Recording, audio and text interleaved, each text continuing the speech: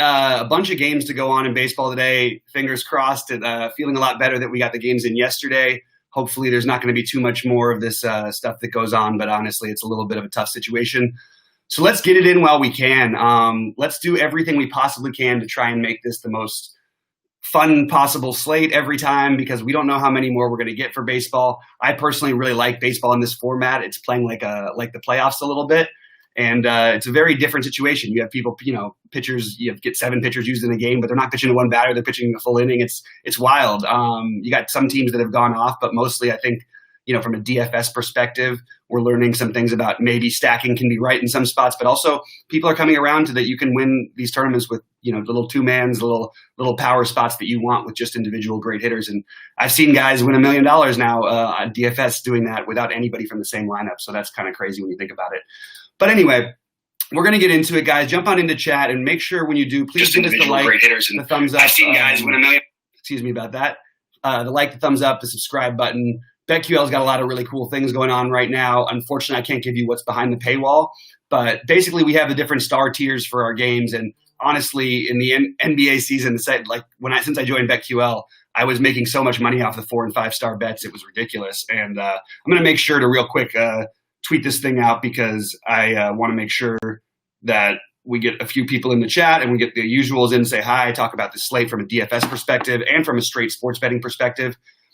I think that talking about like World Series bets and stuff like that is a little bit weird right now, just because it's hard to figure anything. I just would continue to keep betting on the longest shot odds that everybody's reasonable. It only took 3 games for there to be no undefeated teams in the major leagues. So how about that for wild?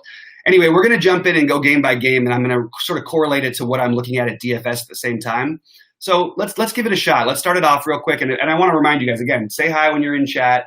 Pop on in and remind us that you're here, and give us the like and the follow and all that stuff.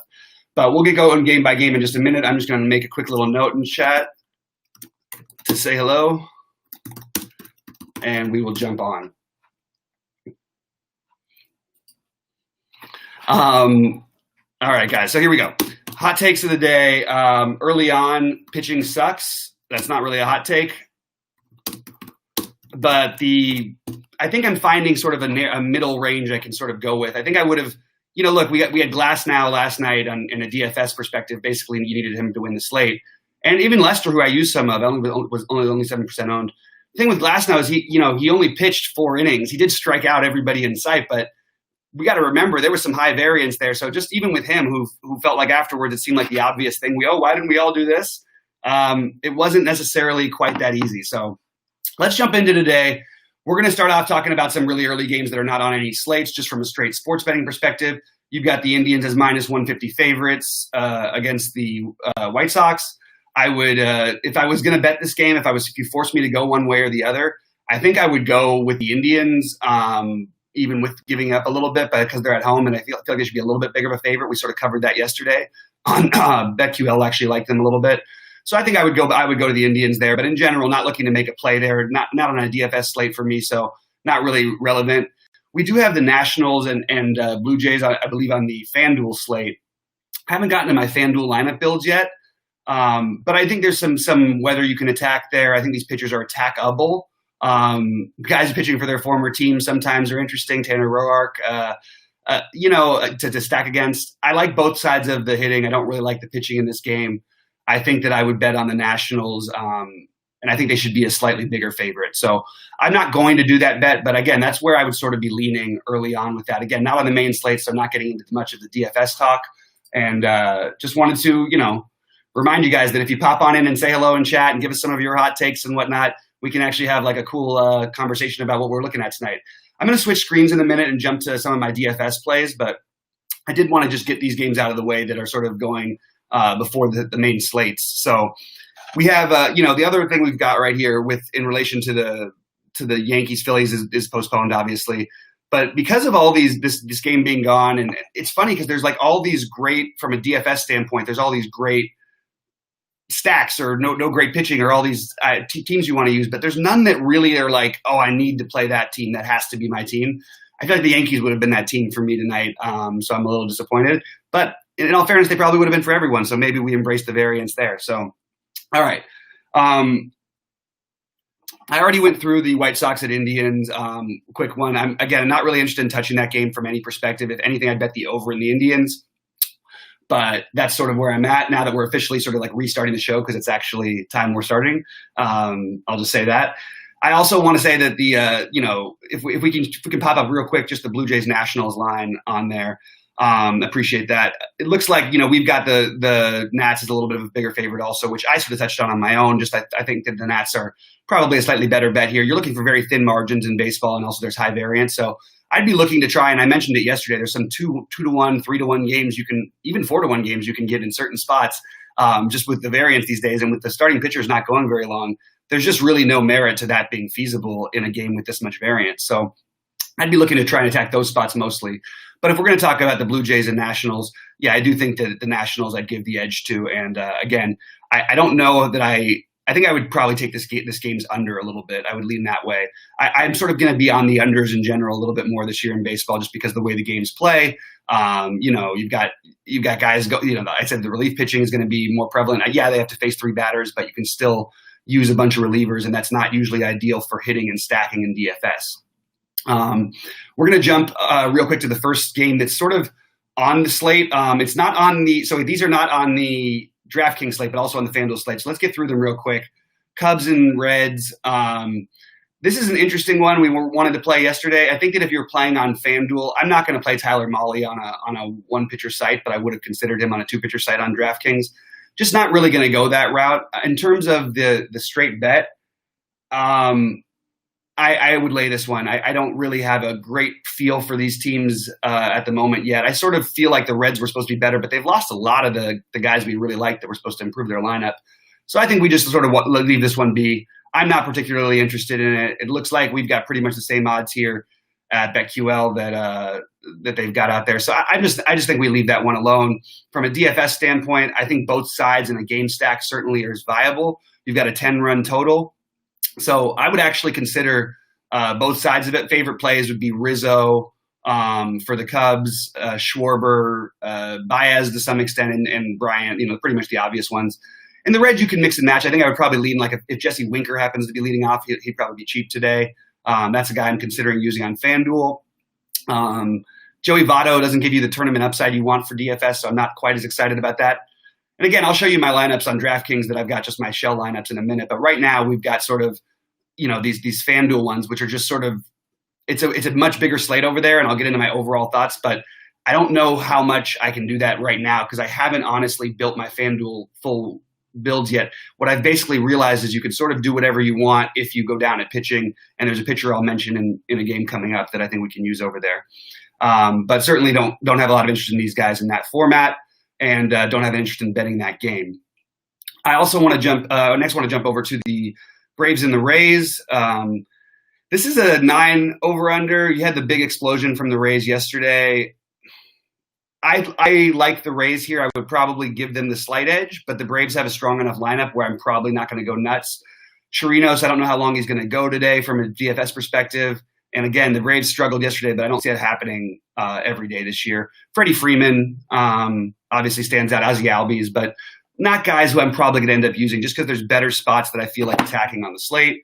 And I don't think I'm really gaining that much by playing them here. And I think if I was betting, I would just bet the Rays straight money line. I think that's the way to go. I also would consider betting these when you get these, extra reliever games, usually it's going to keep the score down, but we've got the score projected pretty low at 9. I wouldn't bet the over, but I would probably lean more towards the over than I would towards the under. I just wouldn't probably touch it from a straight betting perspective. And I look forward to, hopefully doing the shows one of these days, guys, where we can show all the, just for the BetQL people, we can show all the actual insider information because there's so many really cool tools that I can't really get into without taking you behind the paywall. And unfortunately, that wouldn't be fair to the thousands of subscribers that are paying really good money and getting a great product for it. All right, I'm going to go back and forth between my screens now. We're going to jump to the Brewers and Pirates game in a minute. But I'm going to real quick jump over and just stop sharing this screen and start sharing my FanDuel screen over here. I'm sorry, my DraftKings screen over here, because I would like to just talk a little bit about this DFS slate and how to approach it. This is Walker Buehler's going away. This is actually something I was in the process of doing before. I just don't think we're going to see the innings from him. because of how bad the pitching is and his K upside, I guess you could argue, except for it's Houston, like it just doesn't make a lot of sense, even though you can squeeze him in a lot of places if you want to. I'm not really excited about it, not something I'm going to do. So I'm going to do something really quick here. Take him out of there, throw in Kyle Gibson, who doesn't feel good, but actually, oddly enough, feels much safer. And then we're going to put in Mookie Betts, who's one of my favorite plays of the day. We got a nice little Angels stack over here, but I don't need to go 5 men. I like, what you guys who know me know that I'm not a big 5-man stacker. I will do it, but I don't need to do it. We've got Mookie already in there. Excuse me. I'm going to make this just the LA lineup here. And I'm just using this as a saver for right now. I've still got a lot more work to do, but it should give you an idea once you get a quick view, sort of where I'm leaning for this slate. Feel free to pop in and ask any questions about who I'm playing and why. I also don't mind going like 3-3 stacks, and sometimes in these cases, guys, or even 3-2s or things like that. So I really think on these bigger slates, you can really attack them in a whole bunch of different ways. So I think that trying to get the best plays in is optimal. But right now, this is sort of my Dodger. I wanted to get a Dodger Angels situation going on. And this right now would be the closest thing I've got to it. Not look crazy about this. So I'm actually I've already got some Kyle Gibson in my pool. I'm going to jump between he and Bailey. I think I'm going to be jumping between those guys a lot. And honestly, that sucks. But we are in a really, really desperate mode here. It's really, really tough. You can see, by the way, up on the screen, in case you haven't noticed, the BetQL model, the 4 and 5-star model went 5-1 yesterday. That's just a great example of, look, you can basically close your eyes and feel pretty comfortable betting this.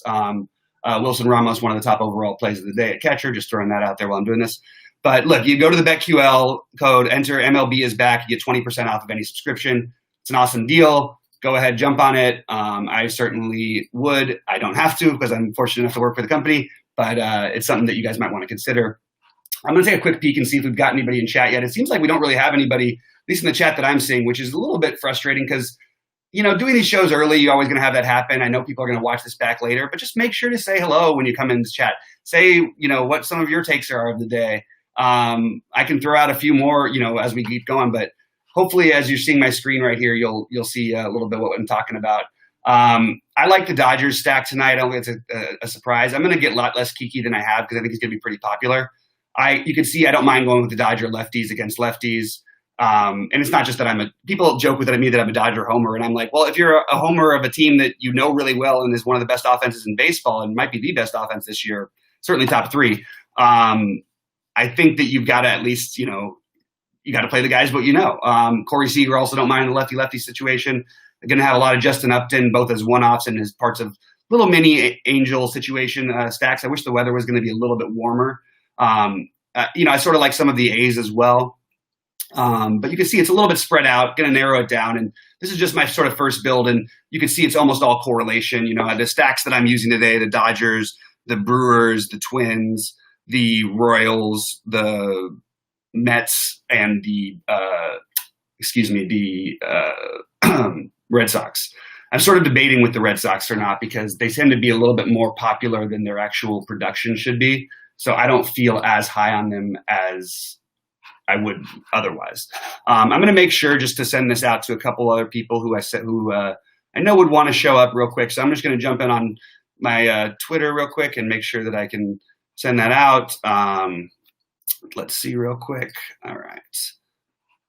Let's do this. It looks like. All right. So anyway, we're going to get back to it. And again, MLB is back for 20% off of any subscription.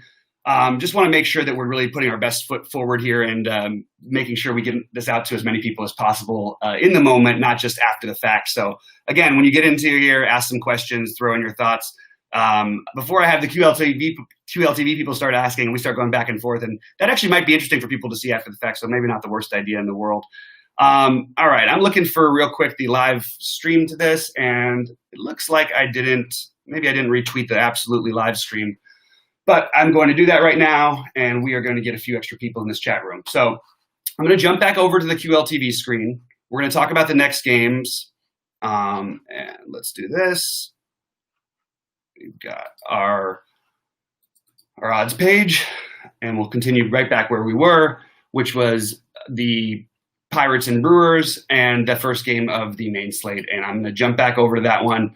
Again, just want to make sure that I'm sending this thing out to the Twitter followers who I know would love to be here on the show. We always have a good time going back and forth. And again, we're going to have a lot of people in these things, very soon, especially once we have the confirmation of like sports actually staying back, because I think we've lost some people to that. But in the meantime, we want you guys to be here in the early going, and it's really fun just to you build up relationships with people. There's a lot of my good friends who I built up from my Roto Grinders days in the chat room, and that was it. It was awesome. All right, come join live now. Here we go. That should get some people in here. Do you know what I noticed though?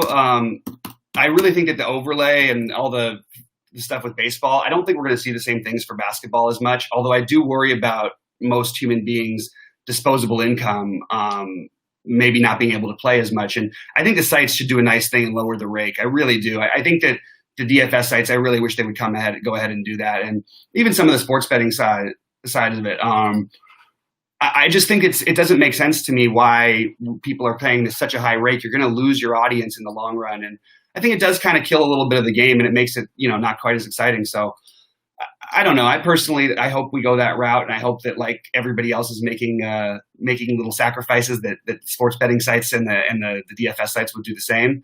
But I just don't know if that's going to happen. Anyway, just wanted to throw that out there. Again, going to jump back into the games in a minute, but wanted to get that stuff out there real quick. All right, we're going to go back to Pittsburgh and Milwaukee. Look, you have the Milwaukee as a minus 170 favorite on the road. If I was straight betting this game, I would bet on Pittsburgh. No doubt, but I prefer a Pittsburgh stack, and I like Lindblom. So I actually think Milwaukee's going to win. I just don't want to get those kind of odds. And I think at these odds, I think that you could definitely take a shot on Pittsburgh winning this game at home. I don't think it's that ridiculous. Derek Holland's not going to go that long. The Brewers have a better lineup, but it's not that big of a difference, especially at home. We don't have the fans and stuff, but there's still an edge. People don't realize that there's still an edge of being at home. First of all, you're staying in your own house. It's a big difference. But also, you're batting last. There's a big difference playing at home and on the road, even without fans. So maybe not as big a difference, but still a difference. So I would take Pittsburgh as a home dog. But again, for DFS purposes, you can see you saw on my screens.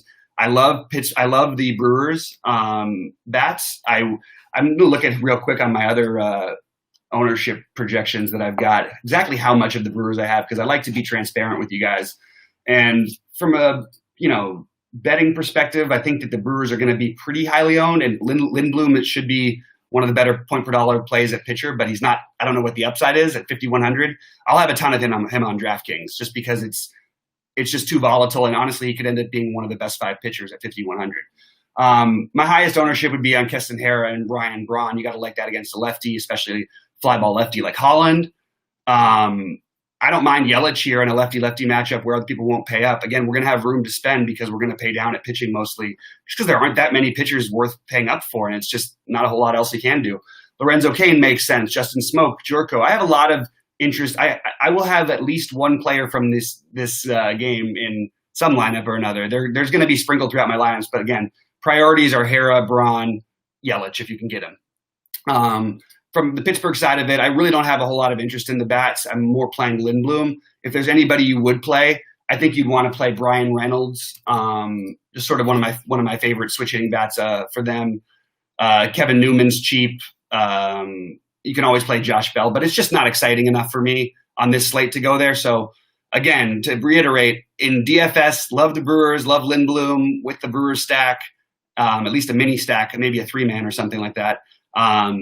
And then I like it as a straight bet. I like the Pirates. I really do. I just think that, you're getting good odds for a team that's at home in a highly volatile situation. And if this game plays, 75 or 100 times, do they win? Do they lose 65, 75 times? No, I think that they win this game, almost half the time, maybe even a little bit. Like, I don't know. We'll see in the long run, but you could argue it potentially could even be more than that. But I think it's close to half the time. So I like Pittsburgh in this game personally.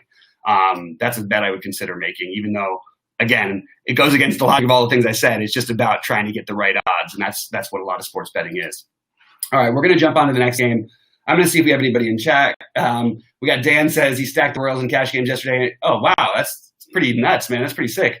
Are you insane if you want to do it again today? No, today is a great day to stack the Royals. We haven't gotten to that game yet, but I will get into it in just a minute because we're about to get there. Actually, I think that's the next game on the slate. So let's go ahead and pop that one up. Let's get the Royals and Tigers. We don't have a total on this game yet.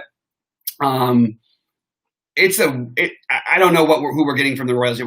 I've gotten 2 different messages this morning in the last half hour. So it's not going to be a great pitcher. You've got some Tigers that are really good, well priced in DFS. No matter what happens, I'm not betting this game in any sort of outright form. These 2 teams are just like all over the map. I do really like these Royals though. Again, and what was interesting is part of the reason they weren't higher owned and may not be as high owned is because there's so much money to spend and these Royals are so cheap. And honestly, what sort of threw me off is I decided to play some Fulte lineups yesterday. And my Fulte lineups, of course, had the Royals in there, unfortunately. And there were some really good lineups mixed with Royals in there. But again, Fulte, you're not going to win the big money doing that. So that's a little bit frustrating. Strictly just from a DFS perspective, I'm just going to take a quick look at my ownerships on this game because answer Dan's question over there. I have of the Royals. Actually, I have Soler and Witt tied as my top play for the Royals today. Love Soler's power. Love Witt's combo skills.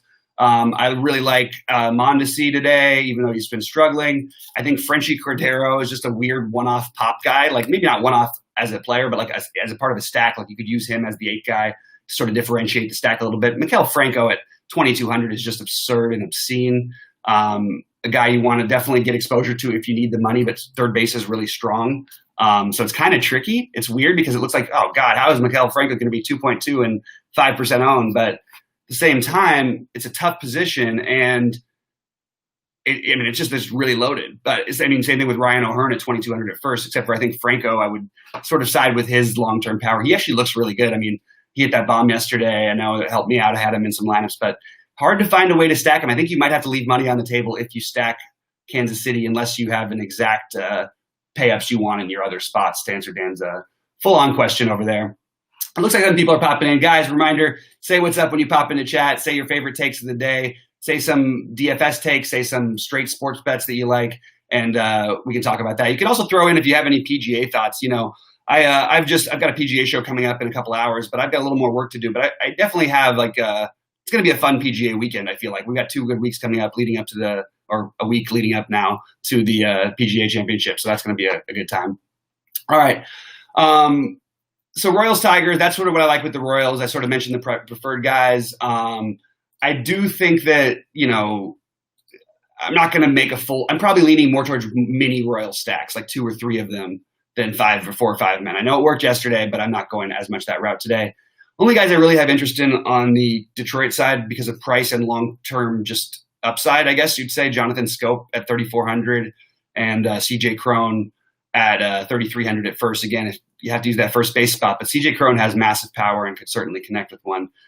Sending it a long way, could connect with 2 actually. So those are the guys I'm leaning towards. I don't really like playing the rest of this Detroit team. I don't care about who they're facing. I'm not gonna play a huge amount of them early on. I might sprinkle in some pieces, but it just feels like you're giving up some upside if you're playing this Detroit stack. All right. Jumping back to the games in order, let's get to the next one. We talked about this one yesterday. Hold on, what's happening here? Did I miss something? The White Sox Indians thing is throwing me off here because I don't have that on my slate, and yet we already talked. Oh, it's the second game because of the doubleheader. Oh, that's why I got mixed up. But do we even have it on the slate? I just want to check real quick to make sure it's not on the slate. I don't think it is. So, yeah, it looks like it's not on the slate. So don't worry about that. From a DFS perspective, from a straight sports bet perspective, I'm not going to touch that with a 10-foot pole, the back-to-back of a doubleheader this early in the season, and just leave it alone from my perspective. It is weird. We have to get the pitchers changed over here because that I think that's what threw me off is that we had the same starters. All right, on to the next. We've got the Mets and Red Sox. So we have a TBD total. I think that you're looking here. First of all, I like the Red Sox to win this game. But I like the Mets stack better. The Red Sox tend to score runs, and they don't have as much power as they've had in past years, whereas the Mets have a ton of power and a lot of interest. a lot of interesting guys. I mean, first of all, JD is always one of the top plays on every slate. So I love JD again tonight. As long as he's at home, as long as the matchup isn't too bad. And he honestly, this is a extreme version of it being awesome because we get to get JD versus a lefty. And that's as good as gold. I know we're not going to have him for necessarily that long. You want some JD. You want some Devers. You want some Christian Vasquez. Bogarts is going to be really popular, but has looked good, hit a home run last night. Another really good shortstop option. Benintendi looked better last night. Kevin Pillar could be a nice little play, against the lefty. I don't know what they're going to do in terms of him and Verdugo. It's weird because Verdugo actually crushes lefties, and the Red Sox just don't know that because they just look at standard splits. The other, you could play Peraza or Chavez and these guys. Chavez, it depends on where he bats. But again, got to worry about the pinch hit risk. He could lose him to Moreland later in the game. So it's kind of hard to play their stack, which is kind of interesting. But Bogarts, Devers, Vasquez, and JD, along with Benintendi, would probably be the preferred guys. I guess you would want to put Pillar in there, but you just don't know. You could lose. You get maybe 2 at bats out of him. You might only get 1 at bat out of him. So that's a little bit scary. A little bit prefer the Mets guys for stacks. Like I said, probably more mini stacks. Pete Alonso, going to be one of my favorite plays of the day. Again, facing a lefty, doesn't even matter. Just great hitter's park. Guy is an absolute monster. Going to keep playing him. Hopefully, the price keeps some off of him. It won't keep that many off of him. It will keep people off of Ahmed Rosario, who I don't mind taking a shot at as my shortstop. I think he's a strong upside play. Another guy you want to play in your stacks would be Michael Conforto or JD Davis. JD Davis would be a great play anyway, but I really like Conforto again. Nobody plays him. And then look, you've got a terrific price to get the day off yesterday. Hopefully people forget about him. Yoenis Cespedes is number 1. And then again, I like Robinson Cano a little bit. So I like a lot of these Mets. Those are all between 10 and 25% ownership situations. Nothing where I'm going crazy except for Pete Alonso and JD, who will both be about 30% of my lineups, unless the ownership gets too crazy, and then I can always pivot. But that's sort of my initial take on what to do with that. Oh, we got Dan Riddle. That's a cool question. Kenneth, what's up, buddy? Favorite stacks to use for a MME 5-3, 5-1-1-1. So I less like 5-man stacking. I'm much more of a 4-2-2, 4-3-1, 4-2-1-1, 4-4, sometimes a 5-2-1, sometimes a 5-1-1-1. All of which are fine for me today. This is actually a day where I spread it out on my builds. So I actually have the same ownership of the 5-3 and the 5X, which is about 10% each. And then I'm going to have, about 40% of the ownership is going to be in certain 4-man stacks. And about 30% of the ownership will be in 3-man stacks or less. That's my overall route, Dan. I hope that answers your question. I don't know anybody else out there in DFS. I'm not trying to give myself credit, but who will just tell you directly exactly what their percentages are. I'm looking at my screen right now. That's my exact percentage. That's what I'm doing.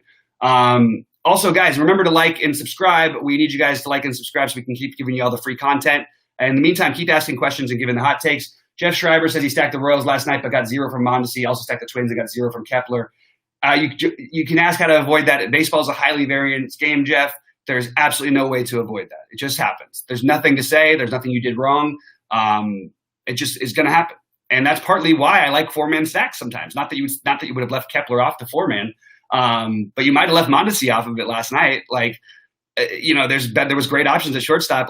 That's the kind of thing that you can alter and give yourself a chance without maxing out lineups that gives you a chance to actually win tournaments. That's why you'll see my lineups have a bunch of 4-3s, a bunch of 4-2-1s. It's a really, really important way of differentiating yourself. And this is some of the most important things. Nobody told me this when I started playing DFS.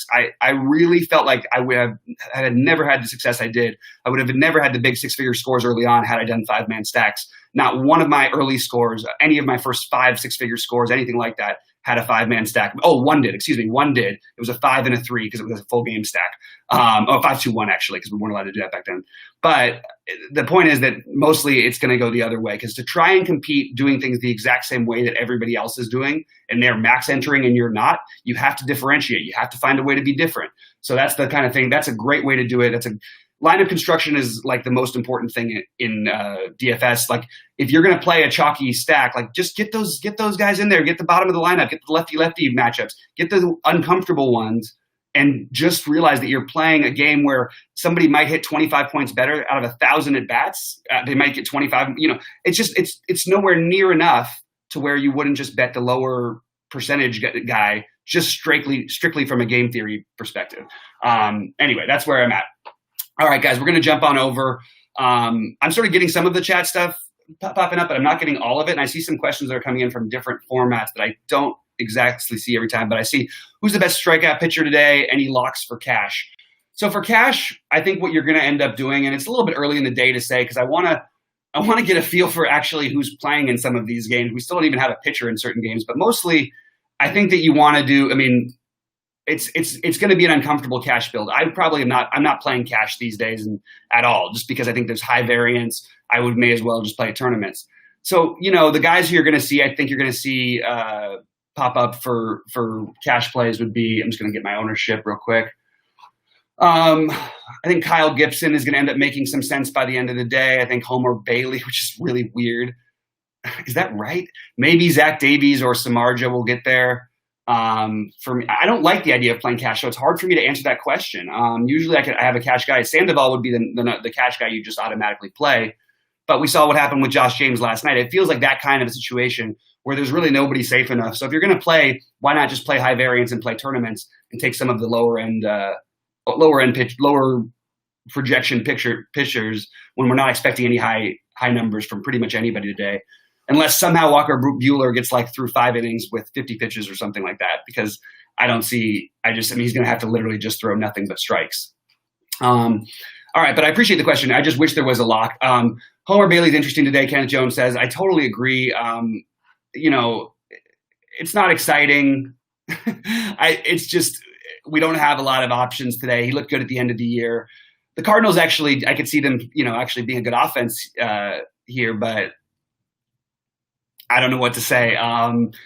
Homer Bailey, expensive chalk feels weird, but that's partly why I would not play cash games. I would play tournaments. And I certainly would, if I was forced to bet on this game, I would bet on I actually don't think I'd bet on this game, because if Carlos Martinez does in fact pitch, I just think he could limit them for a number, even if it's just 3 or 4 innings. I don't really love that as much. I also think you could stack the Twins for sure in DFS. That's going to be in about 15% of my lineups. And my favorite Twins for DFS purposes, I will read to you aloud. Let me grab my ownerships over here. All right. So for Minnesota, I like the stack. I like the Homer Bailey with the stack even, use the pitcher to get – I like that. But I don't have extreme standout plays. Kepler's too cheap. Polanco's cheap. Rosario's cheap. The lefties make some sense. Jake Cave at no price at $2,700 if you need savings. Maybe playing the off-the-board Sano because he's the expensive one, and then Cruz, who's just been mashing. All of these guys make sense. I think Cruz is the priority along with the lefties, like I said, Kepler, Polanco, Rosario. But everybody else, to me, is the same.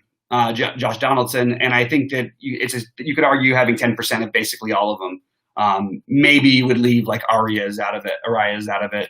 But I don't even mind if you do that, because you can stack this Twins team every night, every which way. This team has offensive firepower. They also have some strikeouts in the lineup, but I think in general there's too much firepower. Mitch Garver also, obviously a guy people have a hard time playing because he's priced through the roof all the time, but there's a reason he does some damage.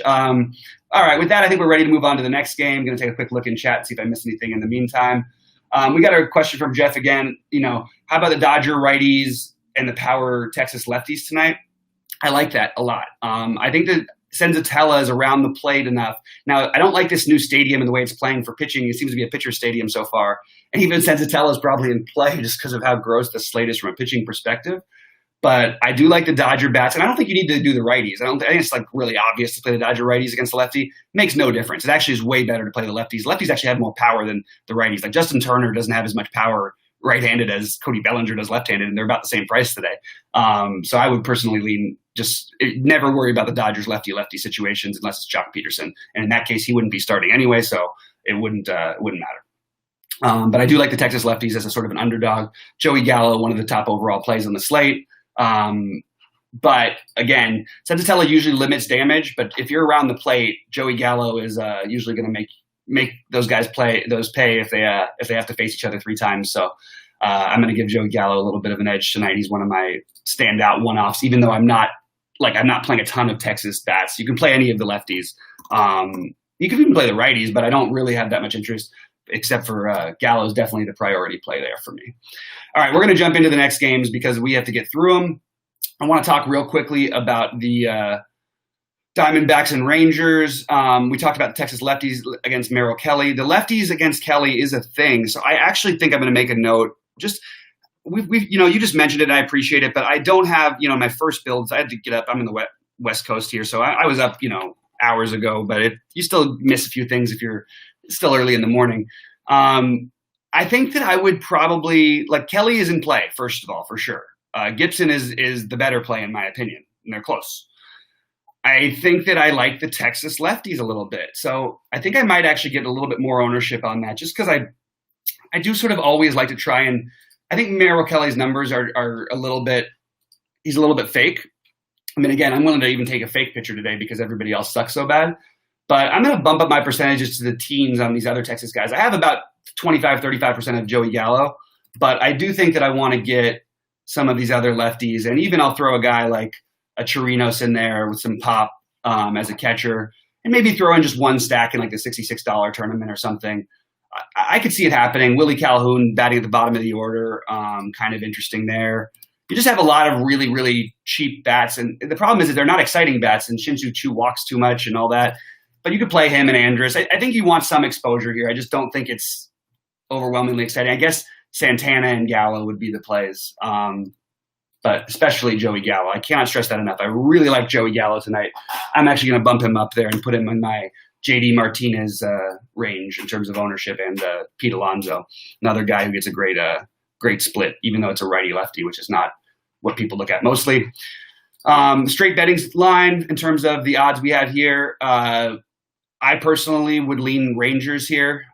We have the Diamondbacks as the favorite. I would lean betting all day on the Rangers here. I'd much prefer the Rangers. I think the Rangers win this game. That's my bet, period. And again, I like some of those Rangers bats. I just wish I liked the actual bats better. I just want to try and get a little bit from Merrill Kelly, who I don't expect people to try and pick on today. All right. Dodgers at Astros. Now, this is funny because I actually think the Dodgers as a minus 130 favorite feels like almost low for this matchup. But then again, you look and Buehler's only going to pitch a few innings, so it kind of makes some sense. Not going to touch this one from a betting standpoint. If there was anything I'd bet on, I would consider betting the over. Really like the Dodgers lineup tonight against Valdez. Valdez is pretty good. He's got stuff. I'm not going to play pitchers against the Dodgers pretty much all year. If you end up throwing him into one lineup, it's certainly not a bad decision because there's just such bad hitting. But I just want to give you, I'm going to be all into these Dodgers today. Not necessarily all in a full 4 or 5 man stack, but I'm going to be playing at least, some 3 and 4 man. I like my number 1 owned is Betts. My number 2 owned is Kike. He's so cheap, but unfortunately he's going to be really popular probably. I do really like Bellinger and Seager in the lefty-lefty spots. I don't mind taking a shot if AJ Pollock's in the lineup. Remember, this guy is a lefty crusher. We just haven't seen it lately. Seager, though, again, another guy who I expect to have a big year. He's hit the ball much better than he's getting paid off for. Another one is Muncy. So all these guys will be team to 25, as much as 35% on certain guys. They're going to be a lot of exposure there. I'm not going to go as high on Justin Turner because I like third base, and his power is a little bit limited compared to some of the other third basemen we have out there today. Although he's certainly got some power, so take that for what you will. I'm going to take a quick look in chat before I get to the other side of this game. All right, let's see. We see that Kenneth Jones is on the Padres. I wouldn't touch any game in San Francisco. I actually am playing a good bit of, as bad as he is, and as much as I was going to pick on him the other day, Samardzija. There's K upside there against the San Diego lineup, and you have literally the worst hitting stadium in the history of baseball. So I'm just not stacking in that stadium. Certainly not during the evening. In the day, when it's hot, I would consider it, but I don't think I would do it tonight.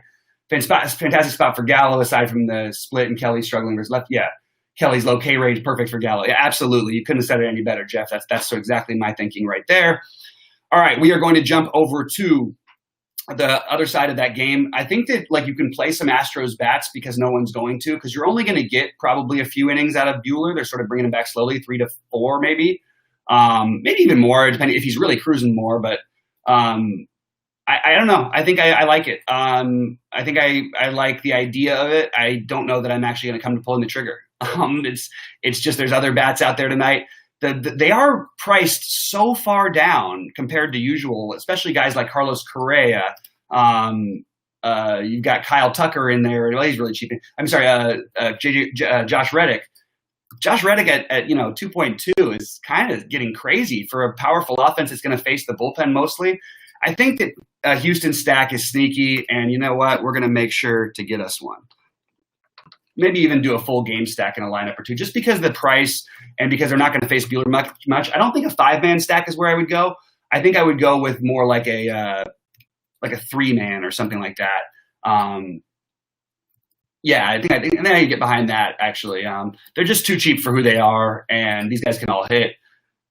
Michael Brantley is 2.8K. I mean, that just seems kind of crazy, right? Like, this guy's a great hitter. I don't even understand what's going on with this pricing, to be honest with you. But yeah, so we want some Astros bats as a huge contrarian against Buehler. But like, again, Buehler only pitched 2 innings his last time. I don't know how many pitches he's going to throw tonight, so I wouldn't worry a ton. And they can always touch him up for one while they're there, and then you can pick on the rest of the guys after he's out of the game. So I like that sort of spot. I think it's interesting. Maybe look at 2 or 3-man Astros. My favorite would be the guys like Correa, super cheap. Obviously, either Reddick or Brantley, so cheap, but not loving. Obviously, you don't love where Reddick hits in the lineup, but Brantley it's up there in the lineup. All right, we are going to jump over to the next game, which, as I pull up my screen, is the Rockies and A's. Okay, so I actually do think that this game is closer to a pick'em. Mengden doesn't strike anybody out. Going to probably have a tiny bit of both pitchers, as gross as it is. If this game was in Colorado, I just think it would be stacks. I don't even know how you stack something else. But with it not being too hot and, just the lack of pitching options and the potential, the A's strikeout potential, and even the Rockies. But Mengden doesn't strike anybody out. I don't know. It's not exciting. It's an ugly pitching slate. What can I say? I'll talk about that at the very end. We'll sum up. But real quick, the Rockies and A's, from a lineup standpoint, the answer is yes. But I think it's yes much more on the Oakland side. I think that for me, the priorities would be Chris Davis, Chris Davis, Matt Olson, who I like a lot, by the way. Matt Chapman, who I also like a lot. Those guys are like 20% owned guys for me tonight. Like, I really like them. The problem is, can I get them in with other positions? I don't mind Piscotty either if you want to throw someone on your stack, or even Chad Pinder or at a 2.4K price tag. It's going to be mostly that side for me. And while Mengden's around the plate, I think David Dahl and Daniel Murphy are pretty much the only guys I'm going to be willing to spend for on the Colorado side. Certainly don't mind if you want to play Arenado, but not overwhelmingly in love with it, to be honest. But I really do like the A's side of this game. I wish it was going to be warm. I wish it was going to be in Colorado and they'd score 75 runs, but you can't have everything. All right, let's move on to the next one. Seattle at the Angels. Seattle at the Angels. That's right. We've got the Angels as a -170 favorite. So that gives you some feeling about how scary it would be to play Justice Sheffield. Like at 8.2 on DraftKings, I just don't think we're going to do it.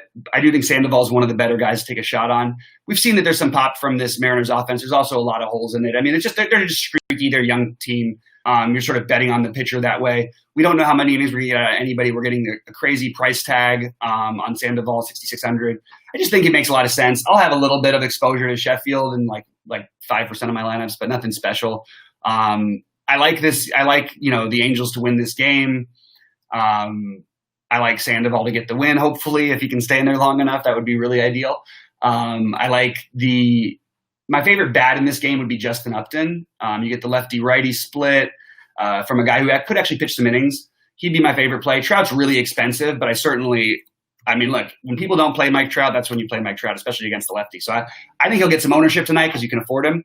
But wait to see where it comes in, because if it doesn't go anywhere, he's certainly interesting. Also, if Anthony Rendon is in the lineup, is definitely a guy you should always be playing against lefties, especially, but is also a really underrated hitter. Should give this lineup a giant boost in general. So we'll see how that one works out. But I think the Angels are going to win. Am I anywhere near confident enough to bet them at 170? Absolutely not. But that's just sort of how I see that. So. All right, let's get to the late night hammer, which is really uninteresting to me for offense. Very interesting from pitching on a horrible, horrible slate. You have an 8.5 total from Davies and Samardzija, who both could easily go 5 innings. There's my argument. Boom. Samardzija's cheaper, a little more K upside. Davies is better, facing a worse offense. What are you going to say? I think the Padres probably win this game most of the time, but I still like Samardzija. And I would definitely, if I was going to bet this game, I would be leaning a little bit towards the Padres straight up. Wouldn't mind bats if it wasn't in San Francisco. But yeah, it's Samardzija and Davies are definitely going to be in 20+% of my lineups tonight because, or Davies, I should say. There's just not enough good pitching options. That's sort of where I'm at. Guys, get final QQs in. Make sure to click the like button. Please subscribe to BetQL/QLTV. Make sure and subscribe to BetQL while you're at it. Also, you get 20% off with the code MLBISBACK. So get that done soon.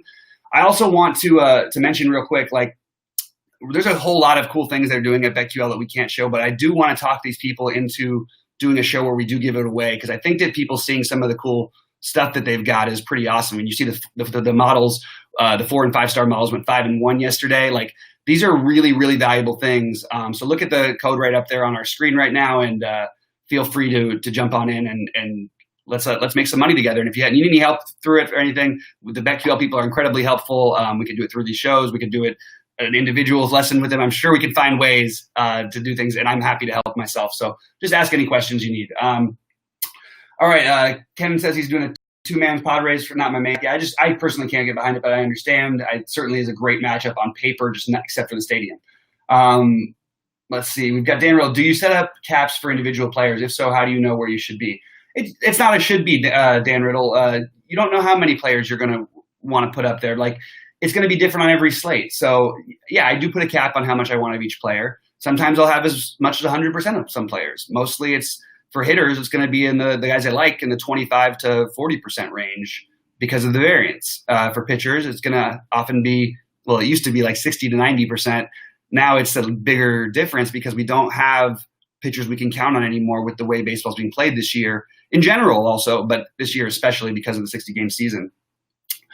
All right, guys, I think we're going to get out of here in just a minute, but I really do want to thank you for tuning in. I really appreciate all the support. And remember to make sure to like and subscribe. It really means a lot to us. We've got a great group here at QLTV. We're doing this stuff for free. We're going to be bringing you better and better and more information. Tell us what you want to see. Tell us what you want to hear. We'll get into basketball soon. I can't wait for that. That's like literally my favorite. So that's going to be a whole bunch of fun. And I'll be having a lot more straight bet recommendations in that one because it's not as high variance. And I feel like I have a better angle. There's a better angle to figure out in the basketball side. You just have to work a little harder. Anyway, we're going to have a blast this season, guys. Really appreciate you all coming in. Make sure if you haven't liked and subscribed yet, you do. And yeah, if other than that, we'll see you at the top of the leaderboards for BetQL and QLTV. I'm Bobby Fi saying good luck out there and stay safe, everybody.